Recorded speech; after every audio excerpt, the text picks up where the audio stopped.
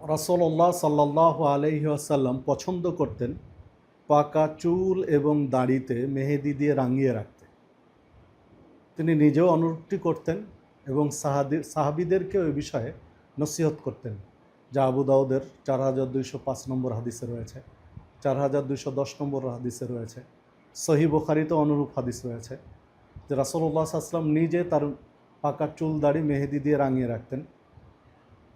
আল্লাহ রাসূল সাল্লাল্লাহু আলাইহি ওয়াসাল্লামের চুল একজনকে দেখিয়েছিলেন তার একজন স্ত্রী, এবং সেখানে দেখলেন যে চুলগুলো মেহেদি রং দিয়ে রাঙানো ছিল, যে হাদিসটি 5897 নম্বর হাদিস সহিহ বুখারী। বিধায় বার্ধক্য পরিবর্তন অনেকেই করতে চায় বা চুল দাড়ি কলপ করতে চায়। তো চুল দাড়ি যদি কলপ করতে চান পুরুষ মানুষ, তাহলে এটা মেহেদি রং দিয়ে রাঙিয়ে রাখতে হবে। এটা সরাসরি বাজারজাত মেহেদি হতে পারে, কেমিক্যালযুক্ত হতে পারে, কিংবা সরাসরি গাছের পাতা দিয়ে হতে পারে।